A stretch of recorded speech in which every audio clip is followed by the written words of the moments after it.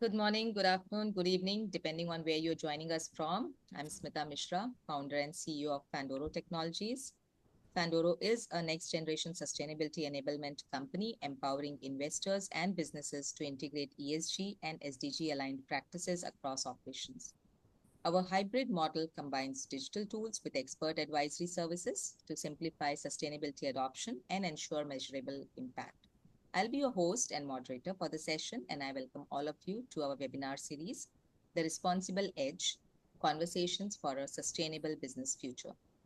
Built for responsible businesses and investors, a platform where we are curating to spark meaningful dialogues and showcase leadership on sustainability practices across the business and investment ecosystem. Our mission is bold and clear to ensure that only planet positive businesses thrive. As part of this commitment, we have trained, worked with, and engaged in various formats with leading venture capital teams and startups in the country to integrate sustainability into the core of their operations, going beyond compliance to build purpose driven, resilient, and future ready organizations. With this series, we aim to catalyze the shift that we all want to see, where every business and investor adopts sustainability as a default operating principle. There are 10 episodes scheduled in the series, and today we are hosting the second one, titled From Intent to Impact Embedding ESG in Startup and SMEs DNA. The theme of which is mostly practical guidance for startups and SMEs to start early with ESG and stay compliant and impactful. Of course, we are much like the last episode. We are going to discuss about sustainability practices and frameworks. Some of them would be around ESG metrics and SDG indicators they track, the learnings from the implementations that the investors had and their founders had, and the technology and innovations that they leveraged in their sustainability journey.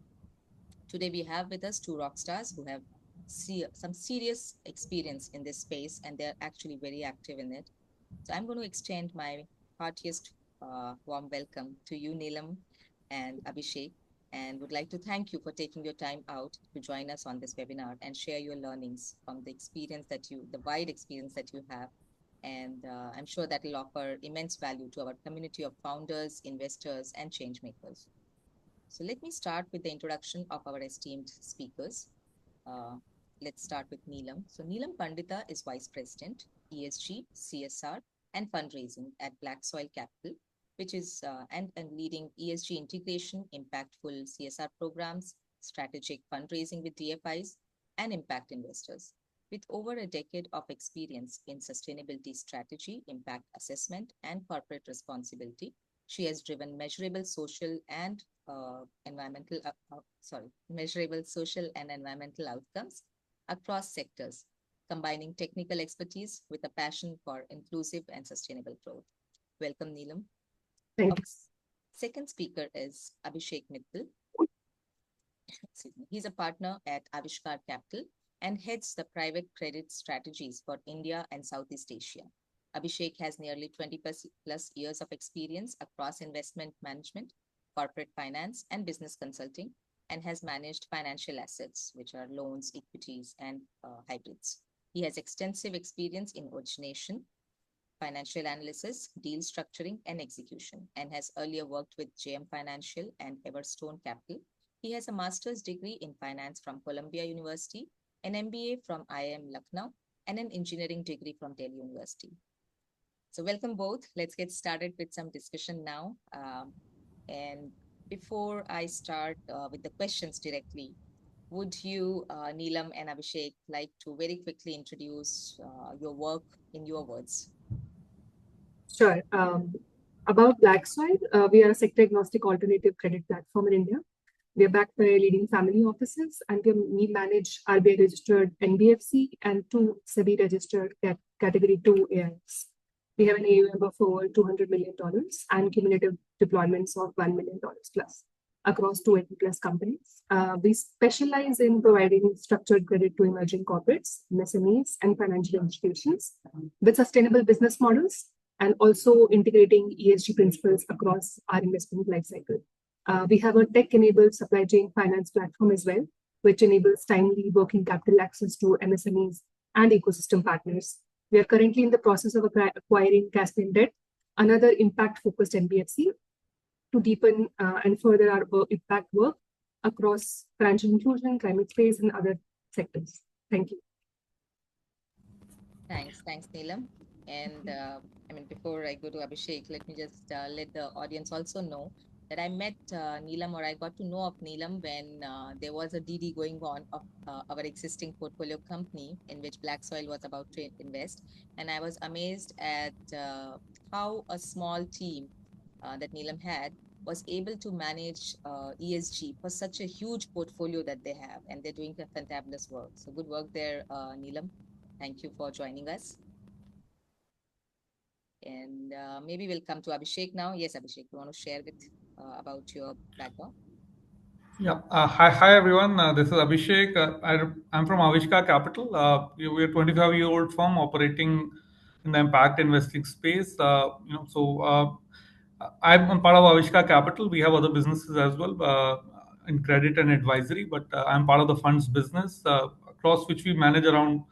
We have raised around $650 million in assets across equity and credit. I represent the credit practice, which is a relatively newer but faster growing practice, hopefully, at the firm. We invest across high impact enterprises across from both our equity and debt practice. Just coming to credit practice, we are a global South fund. We have investments. We're targeting investments in India, Southeast Asia, and Africa. And the idea is that we are essentially investing in businesses which are operating across global supply chains, and and have a very high environmental and social footprint. Right? So we are much like BlackSoil. We are a structured credit fund, typically doing $5 to $10 million kind of checks in mid-sized corporates, which are with forward-thinking founders who are inspired, who are led by who are forward-thinking in terms of ESG, but are also pretty committed to running the business in a responsible manner. As a firm, we have around 50 odd, at Aavishkaar Capital, we are 50 odd employees with 20 odd investment team, with teams sitting in Nairobi, India, Delhi, and growing presence in Southeast Asia. Thanks, Abhishek. And from what I can recall, I think we met in Bali at G20. You were one of the investors invited there at Indonesia. So good. Ever since then, I've been watching you try and underplay how good you are at your work. But let's see. You are. I'm glad we could finally get you to speak at this webinar. You've been running away for long, and yeah. So let's get started here with this discussion. Neelam, let me get this started with you, because I work a lot with founders and startups particularly. And I feel that today's founders face a reality where building a great product is not enough. Investors, customers, and regulators, they are all looking for also purpose-driven, responsible growth, like just Abhishek was mentioning. They were also looking for it. But so one of the questions that keeps coming to my mind is, how do you really embed sustainability from day one without slowing down? Should it be done first or later? And that's what we'll explore through the discussions. But I also wonder if it has something to do with the investors' personal views or a personal side on, okay, I am more sustainable in my practices, and therefore maybe I'll drive that in my portfolio, something to that tune, if that's where ESG becomes non-negotiable when they are investing. So there could be a lot of factors, but coming straightway to this question here is, when we are talking about embedding ESG in the DNA of a startup, what does it actually look like for a startup, particularly in its first year? See, ESG, it's not about just decisions. And it's about majorly decisions, but not just documents, right? You cannot just think of it as in silos or just environment, just social, just governance. It's basically looking at low-hanging fruits. It's basis culture. It's just think of it as building muscle memory. If you codify values like diversity, transparency in your hiring, in your operations, in your vendor contracts, right, it will help you build that building block, and then further accelerate the growth on ESG. Then comes the matrix, right? If you can take one environmental matrix, it can be carbon footprint per employee, it can be waste reduction, it can be paper reduction, it can be anything, plastic reduction. You can take any metric for that matter, whatever feels more important to your business, or and then a social matrix, right? Employee retention, back to work policies for new mothers, or pay equity, right? Even community engagement. There are some organizations where it is more required to engage with their communities, to engage with the stakeholders, right? There can be a governance matrix, which can be, your committee meetings, your board diversity, independence of the board, right? These things help in transparency, creating those value systems, getting that feedback from these stakeholders, and then your storytelling. You can then bake ESG into your pitch deck, right? Even if it was not your planned approach, and then you can get feedback, right? As you showcase your pitch decks to many investors, you get feedback on your financial performance, right? This should look like this or that. But when you add impact matrix, your ESG performance, then also you get more feedback, and there's a lot of encouragement that community shows. Investors don't want you to become perfect in the year one. There has to be an intentional effort, strategic and intentional. That is very critical, and then you can build on that. Yeah, so that's what I would like to say. No, absolutely. Very well said, Neelam. In fact, that is one of my dream come true. It would be if people really started to add a slide on their sustainability impact, like their environment and their social impact when they are pitching, and let the investors judge them right then if they are a planet positive one, or at least they can be on the roadmap to it. Exactly. There are certain businesses which probably should not really even exist. And it will be clear at that stage, I mean, considering the impact perspective of environment. But yes, very well said. But do you really see that happening today? Like, do you see startups who pitch to you, they have these slides on them without you asking about it? See, the financial institutions do, right? Because the impact is more, you can see there are women borrowers, or there are, impact on rural customers or underserved populations, underserved geographies. So that is very, I think it's slightly easier to see that impact. But when it comes to, for example, a retail brand, right, which is creating, I think, shoe brand or a clothing brand, or an F&B business, restaurants, right? It's difficult because they are not able to directly see that. But then it becomes our job. We help them understand, we help them see that this is what matters to your business, and you should start measuring this. And how do you even report this? Sourcing, why is the sourcing critical? Why are your raw materials important? You focus on the quality, but the quality assurance or the quality of the raw material also contributes to your environmental social governance factors. The audits, having that systems in place, having compliances in place, that will help your business scale and sustain for a long time. Those things, governance issues are the key, right? And just take a brand which creates clothes for people, right? If it's polyester, it's very cheap, it's very easy to make, it's very easy to design, but it harms the customer, right? Some people have sensitive skin that they can't use it, or it's not overall good for people or environment.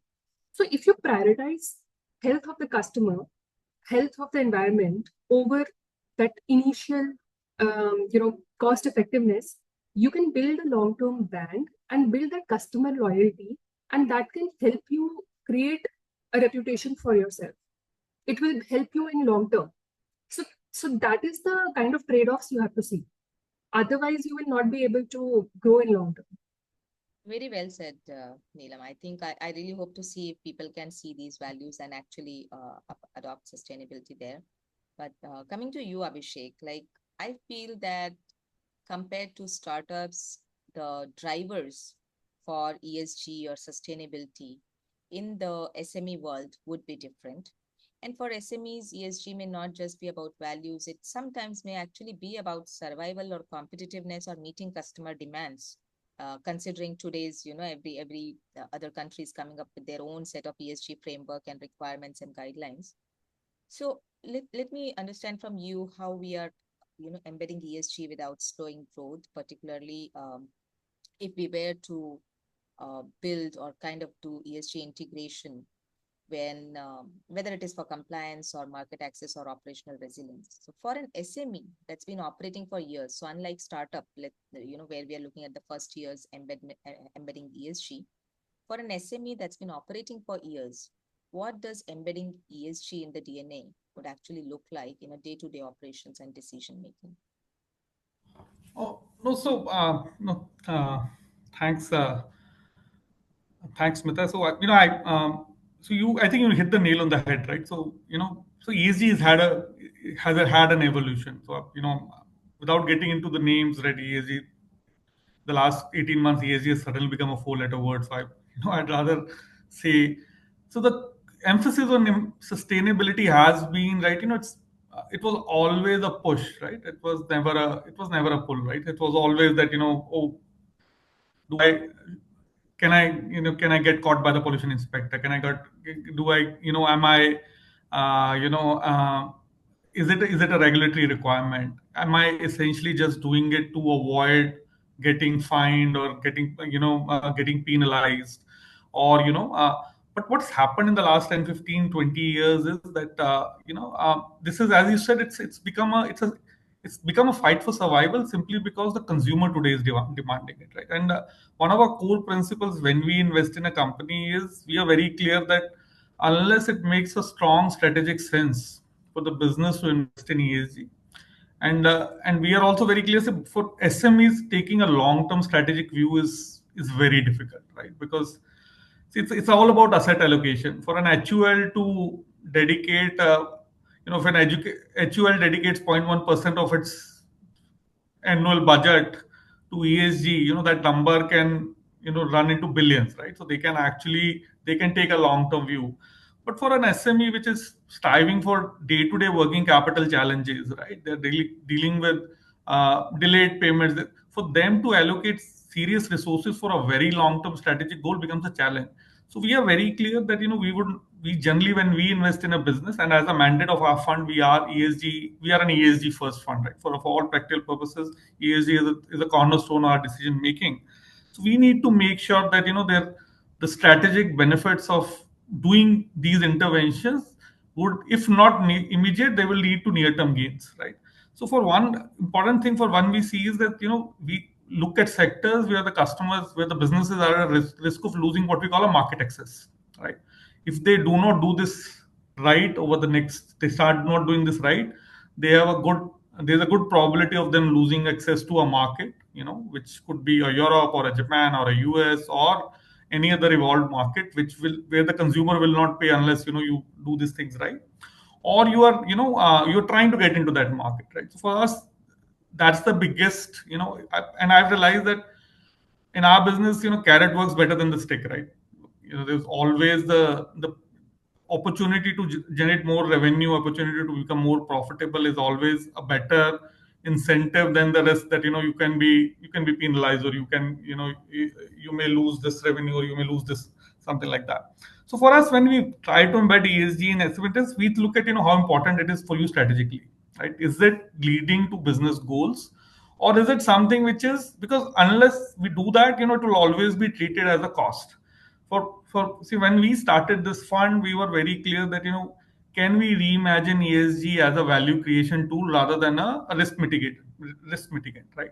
That theory around risk remains, it's still a very important risk, right? For our first analysis, we always look at what are the ESG risks in that, but we have to very clearly be able to demonstrate what are the value creation drivers, and how, if they do XYZ, does it lead to very clear and tangible increase in revenue over the next few years. Secondly, does it lead to significant operational costs? The third one for us is risk reduction, and then we see there are other tangible benefits which are very evident, that can you get access to high quality financing? So there is so much financing today available in the name of green financing. Investors such as us, BlackSoil, who would reward you, or who would, that funding becomes available if you are investing in, if you are a ESG high standard company, for lack of a better word, right? So see, basic embedding on ESG essentially means you need to, ESG should become, there should be embedding of ESG in each person's goal within the organization, each stakeholder, each person who's contributing to this. It should be part of your KPIs, and it doesn't necessarily just not putting an ESG as a metric, right? For the employees, number of have you reduced your accidents or incidents at this thing, number of safety incidents that are happening? Have you included a very basic thing, right? What's your resource efficiency? Are you, and by nature, in India, we are fairly frugal, right? So we would recycle everything, we use at least amount. But there are some resources which we don't assign value to. For example, water, right? So water is today a major, it's a major ESG category, right? So what's your water efficiency? We do invest. We are a major investor in food and agri processing. We are a major investor in textile space, which are again extremely water, they are water extensive sectors, and unfortunately in our markets water is not priced the way it should be, right? So for them the cost of water is either zero or nominal. So to make sure that these things, it may not need to clear financial gain, but if you invest in technologies or invest in business practices that lead to lower water, can you make a business case around it and help you sell your product in a different market where where this is the criteria. So those are some of the things. Another thing which we're increasingly realizing is that for SMEs, see, SMEs, like, either you are all the way at the end of the tier or you are somewhere in the middle. But how much you are worried about your own supply chains, right? Do you do enough diligence on your suppliers, right? And if you are a supplier, do you maintain enough data? Do you have enough auditable data, which tomorrow can become very handy when you are bidding for a project? So when you are trying to get a customer, because today the consumer is becoming, the larger corporates who are buying from these SMEs or buyers of these SMEs, they want data or till the very source, right? You may know, that EU had recently, Germany had championed this act called Supply Chain Due Diligence Act, which is now ratified by the EU Parliament, which basically means that they want to go all the way to the source, right? If I'm a supplier to an H&M or to a Zara or to a Volkswagen, they're not just worried about my ESG footprint. They want to know about the footprint of each and every vendor of mine, which is only possible if these companies are investing in institutionalizing and keeping a track of that data. So those are some of the things which we believe this needs to be embedded in the DNA. And obviously there are challenges in doing that, but these are some of the, I would say, low hanging fruits that each SME should look to tackle. Absolutely, Abhishek. Thank you so much for giving the detailed response. I really want to go back and ask so many questions to you, much on what you have just said. It's like, who bears the cost of sustainability? At the end of the day, it's a cost. And with SMEs struggling for resources every now and then, it's so difficult. And then when you're talking about, the last point that you're talking about, the quality and every country coming up with this and tracking it back to the source, isn't it also true that unless we really do it, it becomes meaningless? Like, otherwise, some of us are doing some bit which may not have any value really that we can drive to, unless everybody does it, and everybody does it from the source all the way to the end, to the, like we say, cradle to grave. Unless we do this all the way, is it still worth it, like doing it in bits and pieces, pushing SMEs to do it, and yet realizing that large enterprises are cutting corners? See, that's the tricky one. See, as I said, as long as, see, this was happening all this while, right? We talk about greenwashing, we're talking about companies which are, they have practices, something which is for their CSR report or for their website, and some practices which are actually happening. But what's happened is, right, see, I think Neelam also brought to the point that, see, for people who are consumer facing and eventually who are, where the brand is at the risk, right? So we have had incidents with Nike, we have incidents with, a major consumer brand, we have incidents with Volkswagen coming out, lying on its fuel efficiency data. The impact of something like this when they get caught is extremely, it's extremely harsh, right? Be it in terms of losing market, be it in terms of regulatory action. And today, what's happened, information flow is quick, right? So you do something, the news travels fast, right? So obviously it's an evolving situation. It's not something which will happen overnight. But the companies are becoming more and more wary. Not that everything is resolved, but that risk that some will do and some won't do. The risk is becoming more and more existential, right? So it's if I maintain that I'm okay, I will not do this, unless I have a control or a monopoly on that particular supply chain. it's no longer true, right? So consumers have an option of walking away.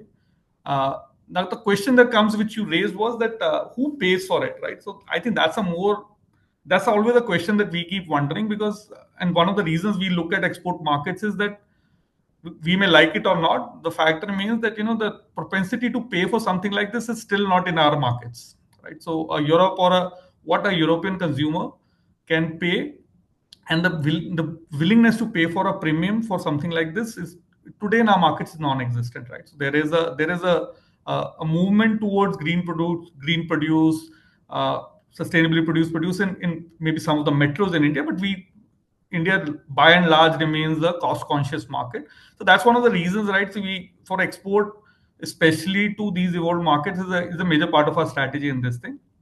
So if you are, as an SME, you are comfortable losing access to a market like Europe or to a US or to a Japan, we can't help you. So for us, that's a major part of our analysis, is that how much is the intent and how much of it is a need for that thing.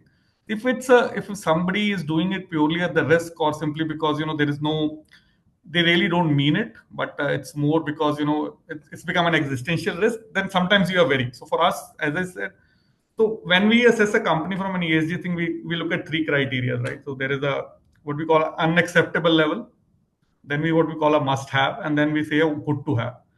For me, an unacceptable, there are qualitative and quantitative. Quantitative is pretty simple, right? If you had a history, if we have had cases where companies come to us, where there have been incidents of labor accidents where, the company was involved, not right practices, there were no necessary safety equipment, and there was no remorse at the time of, talking to many of these founders. So that for me is an unacceptable.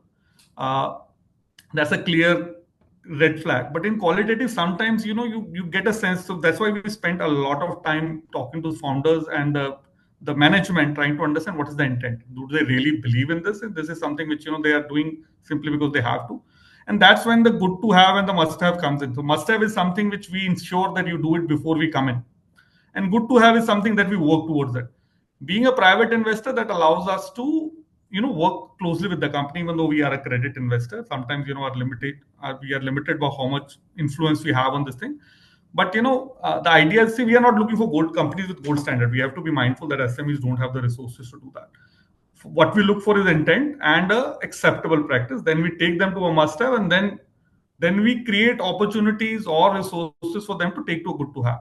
Just to bring to the point on this thing, we also have an access to a technical assistance facility, which allows us to support many of these founders for many of these projects, which will, as I said, which get lost because of asset allocation, right? They do not have the necessary capital or the resources to invest at the moment, and that's where we come in. So this is grant money which we make available, and I will not make two hoots about it. That essentially this is something which is, there is an upfront investment required. At not many times, some of these investments are such that they will not generate immediate return. This can be long term, and that's where our TA money comes in.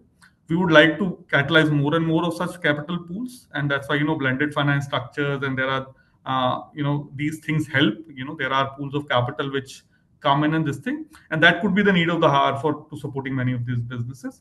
But we do realize that not every capital can lead to an immediate ROI, right? Yeah. So that's how we see it. Sorry for a long-winded answer to a pretty straightforward question, if you ask me. This was good. This was good. This gives us detail for a lot of discussions. And maybe some of the words that I picked from here, Abhishek, are not having enough influence and therefore not expecting a gold standard, and very much on similar lines of what Neelam, you mentioned, that it's important to have a roadmap than really be the gold standard in year one. But let me come to you, Neelam, with with the same question again, very, very similar to it. This is the same situation in the startup world also. Who bears the cost of sustainability? Is the investor willing to give 1% or 2% more to actually cover for the costs of reviews and audits, at least? Because, and in certain cases, there are investments required upfront. And are the investors willing to do that today? How do you look at it? Like when you are investing, do you also have some unacceptable good to have, must have levels? Or how do you invest, and who bears the cost of those sustainability parameters, or the integration? Sure, Smita. I mean, listening to Abhishek, I was considering myself very lucky I have not faced such dangerous situations where I have to, figure out if the founder is feeling remorse or not for, what is happening in the company. Because it's a very small company. We work with startups, at least Series A, Pre-Series A, Series A.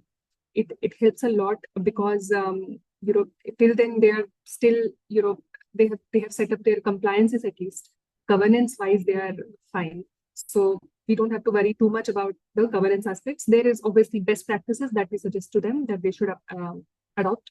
Environment and social is something that we focus on. Then there are aspects where you said, as you said, that there is a cost that aspect comes in. We, as of now, are not providing any technical assistance to these in terms of financial aspects, but we do handhold them. As ESG team, we work very closely with the founders, and we are basically there for them. We go on site visits, we sit with their team. I have sat on a call with a legal person to review the code of conduct that these are the changes you can do, and other policies that should have been amended. How to, what kind of Excel sheets or questionnaires you should have for your customers, satisfaction surveys, etc. So as much as possible, when it comes to guidance, we provide. As of now, no financial support other than an extra financial support has not been provided, but we are more than happy to do that if we receive that kind of support from another financial organization. That is very helpful. As Abhishek also mentioned, TAs are very critical. Blended finance structures are very critical. So the company, Caspian, which has been, I think, doing a lot of blended finance structures from a long time, they have supported a lot of smaller companies with that kind of capital. So that, I think, that experience has been very rewarding, and I feel that we want to also continue that, and we will definitely pass on these kind of benefits as and when we receive them. So that's actually very heartwarming to hear that at least the investors here on this panel are trying to support the founders on this, because I see their struggle, whether it is SME, whether it is startup. It's not that the intent is not there, but there is a genuine cost associated with doing all of it. And sometimes more than just cost, it's also a lot of time that their teams have to put in. And it gets challenging for them when they have their pedal pushed on accelerator completely and they are focusing on something building, and they have to travel all the time, work with so many stakeholders. Then it gets difficult for them to, with the limited team members, to sit and keep digging data out of this place and that place and somehow providing. So yeah, that's a concern, but good that investors are supporting. So Neelam, when you do actually start working with a startup, do you have a list of 2, 3, or 4, 5, or any number of indicators, SDGs indicators or ESG risks metrics, which you have for, let's say, at BlackSoil level, saying, okay, if you are a BlackSoil invested portfolio company today, from this day, you have to at least, kind of track these 4 or 5 metrics from day one. So it doesn't matter if I have done your materiality or not, if I know what business you are into, this is something we are going to track. Around ESG, not the financials. I mean, of course, there are MIS and financials which are there. But on an ESG perspective, do you have those? And when these startups come in, how do you, when you've asked them to do these things, or with any expectations when you go to them, how do you know, or from your experience, how do you get those signals that convince you that, this founder is actually committed towards it, and they're going to work on it, or the founder is going to just do a tick box, because most of them do? How do you do that? Right. So, see, what happens is that the approach that we took, because we were not mandated by any investor, we started ESG voluntarily. We were one of those organizations that understood the importance of ESG, sustainability, and impact. And we set up a team, we involved a third party, and we conducted a materiality assessment, stakeholder engagement, and set up our framework and policy. And we started just assessing our portfolio around in 2021 to 2022. This was the initial time when we were setting it up. And we basically created a very comprehensive list of metrics, whatever is critical to that industry. We have our ESG checklist as well, which is general and sector specific. And then we have impact matrix, which are some are general points like employee diversity, right, retention, attrition. And then there's a very sector specific one, which is relevant to either tech or a retail business or a education startup, right? So which is very outcome based. What are the number of end beneficiaries? What is the impact you have created, right? Positive impact created over time, and how has it improved? What is the further roadmap on that, right? That's something that we assess. So initially, even if the startup does not have all the data points, which we expect them to not have, it just basically provides them a template that this is something that we can start capturing. We just tell them you can just copy paste it in your deck, just start measuring it, how much ever. And some have tech systems, then they can just add it to their internal tech systems, and then they can just measure it through that. And then we don't even, our relationship is very short-lived. It's like 3 years, or maximum if it's a repeat loan, then it's just 6 years, 7 years. It's not like we are not an equity investor, right? So we know that. So what happens is we can't push them beyond a limit. So what we try to do is, this is very critical for you, these 4 things, you should 100% do this. We highly recommend it. And then if they provide us with that, we create case studies. We encourage them. We show them, look, we are highlighting your impact in our annual report, on our website, in our on our social media. We meet them. We encourage them like that. Now the thing is that there are some founders which understand that, where the business is either climate tech, financial inclusion, healthcare, which is very direct impact sort of business. But wherever the business is, not a direct impact, not an impact first business, as I mentioned, F&B, right? There it becomes slightly difficult, because then it's very difficult to understand for the business owners or the teams. Then you have to find who is the right person to speak with. Sometimes founders are tied up. They are working with multiple investors. They are working with multiple stakeholders. Then you find a chief of staff or a CFO or a finance controller or a strategy officer, and you work with them, create spokes within the organization, train them, explain them the importance of ESG, and then they become the data accountable person, and then they start working on that. And then we take sessions. So we have started reaching out to our portfolio for ESG sessions for their teams, so that multiple people are aware about ESG and start taking responsibility, right? A strategy person is equally important. A compliance person is equally important. There are multiple aspects to ESG. It's not a one function job. So that is what we try to do. And we suggest to them, for example, B Corp certification. You don't even have to take the certification. You can just start filling it, and you will find out where you are right now. And then you can prepare yourself. Similarly, 2x gender criteria. You can find out where you are based on the criteria, set up processes and systems, so that in 1 to 3 years, you actually become relevant for them, and then you can apply for that. So that approach can be taken, even without spending anything. Absolutely. So that's a good input. Yeah, I think that's a good thought, that a lot of these self-check checklists are there, and the certifications are there, where you may not want to go for it, but it doesn't hurt complying with them and maybe trying and seeing how close we are to it and what can be even Iris Plus, as you must know, right? You can just put in the information, what is the goal you want to achieve. It just gives you the indicators you need to measure. And just report that, and then just build on that. Even SDG indicators, UN SDGs are so simple. Just find out which ones are most relevant to your business, and then it can be anything, and then you can just build on that and set up targets, 2-year, 3-year, 5-year plan, and then you can work on that.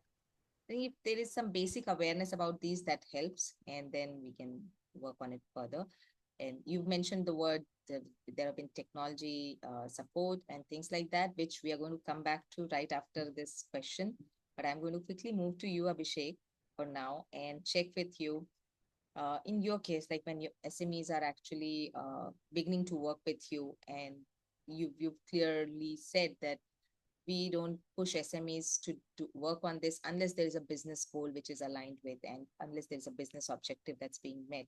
But let's say even with that, it's always going to be a limited activity, because again, it is risk return.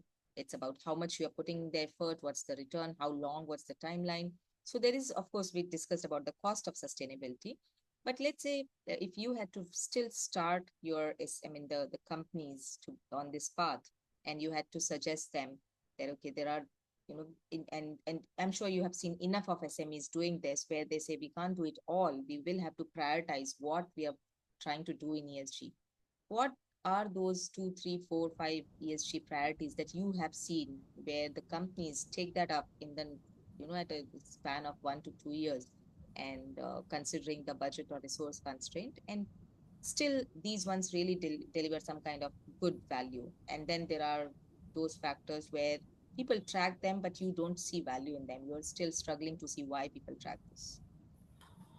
Uh, yeah, no, so Smita, thanks for that. It's a tough one, honestly, right? Because I said, so see, when we invest in, so we also try to, as honestly part of our this thing, we also try to aggregate data, right? So, if, it just looks good to know that, at overall portfolio level, this is our carbon footprint, or this is what we have reduced. This is, these are cumulatively, these are the jobs we have created. So one of the things that is so we'll divide into two big buckets, right? One which is very clearly business aligned is resource efficiency, right? Pretty much everything, energy usage, water saving, plastic packaging that you're using, right? So that's one easy one, and sustain investing in that, that can, or right intervention at the right time or the right way can lead to, very tangible benefits in a medium term, right? You can actually see that reflecting on your bottom line at a pretty. The second one, where what we expect is on the basic employee well-being, right? So it doesn't require significant investment; it's a mind change, right?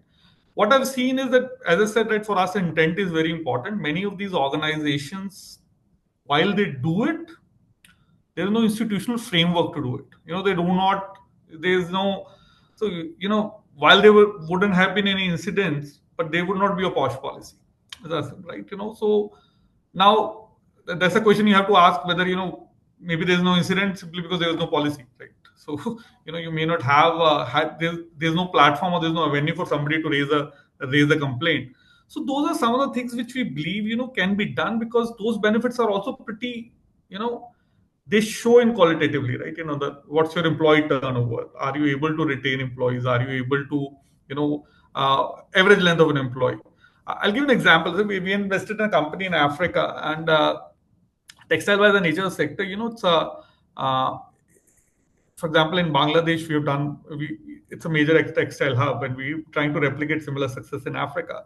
There, it's a great employment story, because it creates a lot of employment for women. By nature, there's a large shop floor, but what we were seeing was there was a large churn in the employee workforce.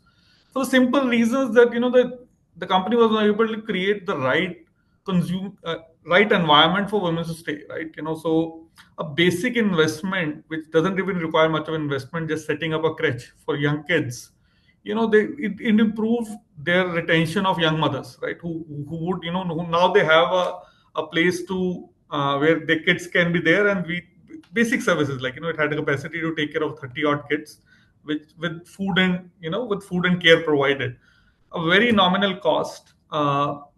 Great way to retain these employees. A lot of these women employees would quit as soon as they had a child and all that. Those simple practices. Another example, in Kenya, water is an extremely expensive this thing. So just by creating creating an avenue for these employees to take a 20-liter water back home, just to create this thing, help create such a value add for these employees, which was simply not there. So many of these don't require significant financial investment. I think it just requires, as I said, a mindset, and these gains are pretty visible. See, some of the long ones which I said, which are difficult to this thing, is depending on the scope of the size of the investment. If an SME is operating in a sector or the size of the scale, and you try to get them to do follow practices what a European company is doing it and all that, it's cost prohibitive. It becomes it becomes a form filling exercise which is there, and eventually over a time they will lose interest in it, and then they'll just start self-reporting that, oh, this is done. So those are some of the things which we avoid. If required, we try not to get into that. So that's one of the things that when we do is, and I'm sure we for every investment we do a detailed ENSDD. Given our size of the investments, many of these businesses have enough scope and size of operations, unlike startups, where which warrants a third party NSDT, and it is done by a third party, which allows us to identify gaps. So we do a detailed ENSDD, then we do an a gap analysis, and then we come up with what we call an ESAP, which is a action plan. There are things, as I said, there are things which are must have, which need to be done before we come into the company. Basic things like having the policies in place, a POSH policy in place, having a so those things we get. If there are any licenses or any certificates missing, those are a strict no. They need to be taken care of before. But if there are something which require investment or time, those we continuously monitor, and then we set timelines. Those become like conditions subsequent. There is a 3-month, 6-month, and much like BlackSoil, we have an independent ESG team. So while ESG, both financial and impact return, is the responsibility of the investment team, given that we are in continuous touch. But we ourselves are accountable to the impact and ESG team, and we keep it independent so that they can question us, right? Another way to make sure is that our impact and ESG head is actually a member of our internal recommendation committee carrying a vote, but more importantly, they're permanent invitee to all our investment committee and portfolio management. So for every time we report, this data gets reported, this data gets discussed and while if there are 3 slides capturing the financial metrics, there are 2 slides capturing the impact and ESG metrics, and there is a detailed covenant tracker. If there are things which were supposed to get done in 12 months, they are not done. They do get disclosed to our investors. They get disclosed to our our senior management, and obviously we get pulled if we're not done. If there's not a Sorry. How often do you do this meeting? This happens every quarter. So we do it every quarter, and there's an internal review, and this is also captured as part of our quarterly reporting to our investors. Wow. So I didn't mean to cut you down. It was just very interesting. This is not just a cost for the companies. There is a cost for the managers as well, right? Because this requires this thing, but we think this is increasingly becoming a requirement. This is increasing, not just a requirement. For us also, we think it's a business. It's a strategic advantage, right? It's a as Neelam said, they started doing it way before it was required or mandated by their investors.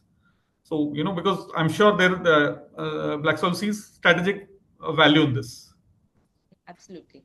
But just still going back to what you just said, has there been a case where your ESG head and the team is sitting, the IC is happening, and the ESG team says, no, I think while there are great returns, we don't see this as a good business, so don't invest? See, we generally try to make sure that this doesn't doesn't go to all the way to an investment committee, right? So given, as I said, credit is a relatively new practice, so we've only had 8 transactions, and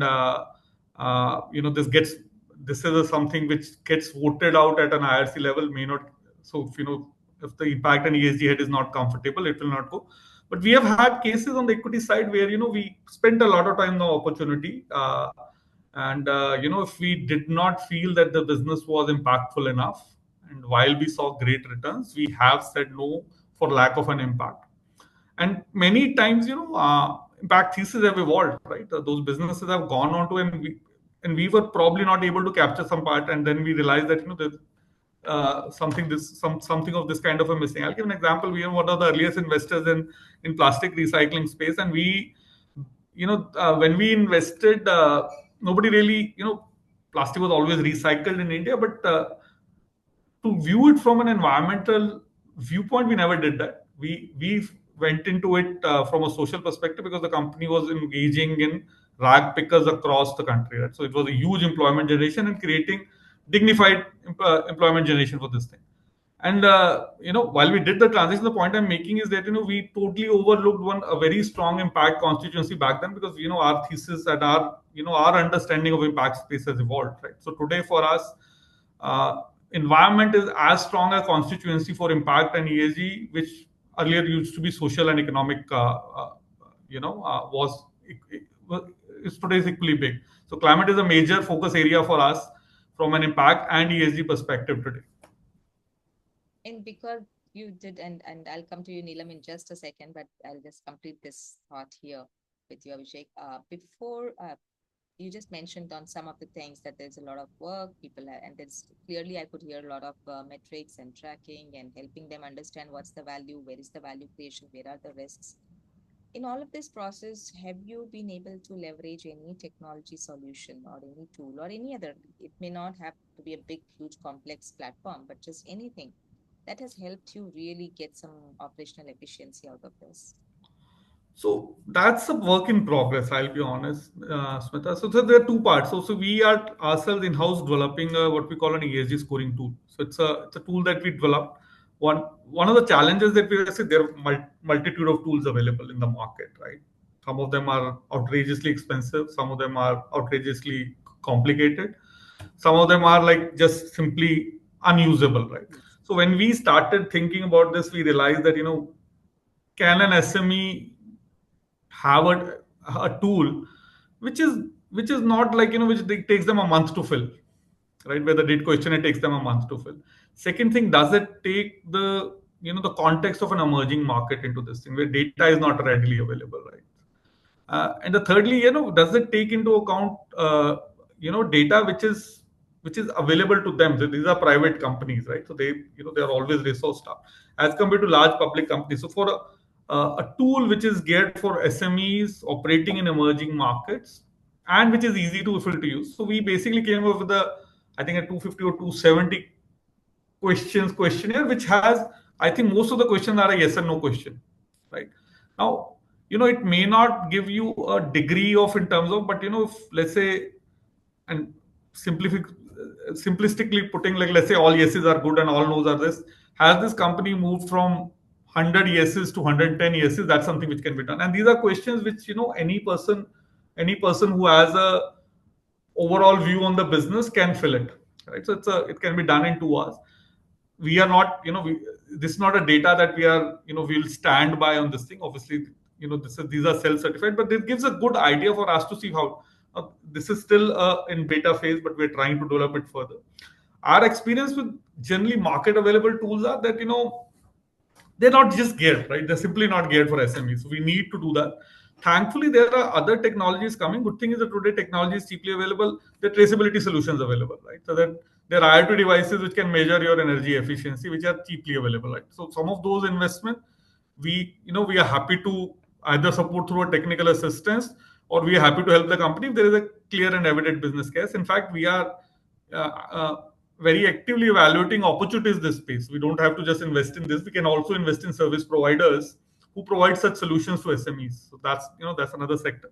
So we're closely watching. We are yet to find a perfect solution to this, and that's probably where also because the industry is, it's quite there are a lot of guys doing a lot of things, but there's no nobody knows who's the right solution. It's not like a accounting standard where I know that if you say this is PAT, while somebody may debate that even that is questionable at times, but at least I know you followed an IFRS, or you have followed an Indian accounting standard, you followed a global accounting standard. I think somewhere that's missing. I know there are standards. I'm not an expert on that, but something which is somebody can develop it for SMEs, which is relatively easy to use and is cheap. I think that could be a great business opportunity. Absolutely, Abhishek. I think I totally agree with you because, like you very rightly pointed it out and kind of compared it with the accounting standards. You have some standard rules, so it doesn't matter if, as long as you're following a particular format or system of accounting, then you know exactly what has to happen. What will be the input? What will be the output? ESG, sustainability, SDGs are so much context driven. Right. The geography, the demography, the size of the business, the industry of the business, everything just changes a lot of things there. So yes, I think I see what you're saying, and yeah, maybe we should talk about the tool separately. So yeah, coming to you, Neelam, would you recommend, or even if you don't, like, have you experienced any such support from tools, technologies where you have felt that yes, there are things which are evolving, coming in, which are greatly helping the startups, and therefore we have found some kind of operational efficiency. Yeah. So I think there are many tools available and a lot of sustainability. I think few of the sustainability consulting firms have built their tools and are sharing them. There are companies which are collaborating with leading players like Microsoft, etc., to create a carbon accounting tool. So there are systems that are there, but yeah, as Abhishek mentioned, can be expensive, can be maybe not relevant to you, can be for a larger corporation rather than a startup, right? So what I found useful was if you can work on the tool that you're using in your for your operations. So for example, in BlackSoil also the tools that we use to capture the data for other things, right? We have put fields in that, right? In our whatever reporting we do, our investees fill in the information, or we have the financial information of our investees in that tool.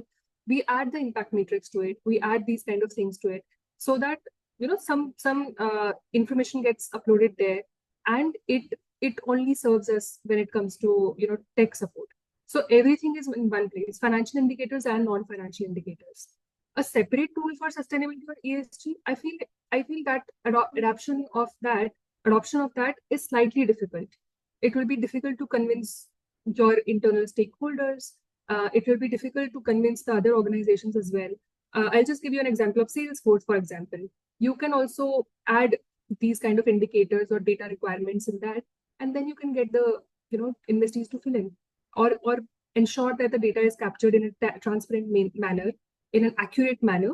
That is most important, I feel. And then there can be data visualization, even Power BI, right?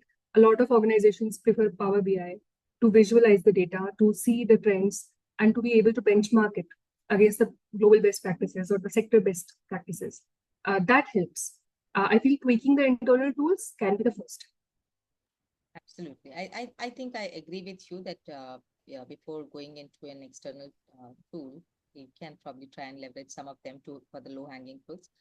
Also, one of the biggest challenge I feel with the tools and technologies is our SMEs and startups are not ready to understand ESG at this stage, which means just handing over a tool to them may not be the best solution. They may need some hand holding where they have to understand what is to be filled in, where will I see this data, where can I get it from, and it has to be feasible and easy also. Like, it doesn't have to be, that they don't have to go to some place 400 kilometers and get some data. It should be Yeah. really easily available for them, and there should be a process for them to be able to do it. That would really make it easier for them to use the technology, where it's not making their life tougher. Instead, it's just adding more efficiency, and they feel happier about it. Yeah. Absolutely. So thanks, Abhishek and Neelam. I know we are just on time, but I have one last question for both of you. You both can probably take quick turns and respond to that. And Abhishek, maybe you can start. How do you see all of these ESG related requirements evolving for SMEs in the next 3 to 5 years? And what steps can these SMEs actually take now to stay ahead of the compliance pressures? See, I only see that becoming more and more. See, I don't want to use strict because that automatically begins. This is a, as I said, I believe in carrot more than a stick. So these are going to become more of strategic importance, right? And I think the one, so some are operational, which we already mentioned. I think the one big thing would be institutionalizing, right? So creating the right frameworks which work for you, and much like strategy, this is a continuous evolving, right? So an SME which has a framework for an ESG which is at 50 crores or 100 crores, and when it reaches 250 crore, it has to revise it, right? As we earlier said, this has to be part of your broader strategy exercise. Like, your strategy needs to evolve over every 3 to 5 years. These also need to evolve, but this needs to become, there needs to be a framework that you follow, and you need to institutionalize it. I think that's one thing that each SME beyond a certain size should seriously consider and invest in. Sure. Thanks, Abhishek. And coming to you, Neelam, on the same front, how do you see ESG regulations for startups changing in the next 3 to 5 years? And how do you think our founders should prepare for it? What I feel is that we will see tighter disclosure norms, even for private companies, more climate-related financial reporting, and even investor-led ESG due diligence becoming standard. So I feel the founders should start light touch reporting now so that they can avoid scrambling later. I feel that there can be mandatory disclosures even for early stage sectors in sectors like climate tech, fintech, right? There can be supply chain related disclosures, especially when it comes to scope 3 emissions. I feel that because investor-led pressure will lead ESG diligence mirroring the financial due diligence. So I feel the founders or the startups should start learning more about it and address the most material issues that affect their business model or their products or their talent, and then build on that. Yeah, absolutely, Neelam. Thank you so much for sharing this. I do think one of the trends that I'm seeing for sure in the regulatory space is some of the countries are taking 4 steps forward and then 2 steps backward. Some of them are taking just one step at a time forward. Everybody is making some movement, uh, but what sometimes bothers me for the startups and investors and SMEs is I wish people could first discuss among themselves, keep more standards, things which are more compliant, much like the C-type charger. Now everybody's going for a C-type charger. If we could have just similarly some standards where everybody knows, what does a good governance mean, and this is defined as a same thing for all kind of investors, for all kind of businesses, that these are basics of good governance. Everybody needs to follow this basics of good sustainable businesses, good planet positive businesses. It would be so much more easier on our new businesses which are coming up, because it's not their job to sit and study these things, but it's nevertheless it's their responsibility. If they are going to make money out of that business, the whole responsibility of their environmental and societal impact is going to be on them. So it will be in their favor if businesses are supported better with standards and frameworks, and regulations take care of them in a more softer way.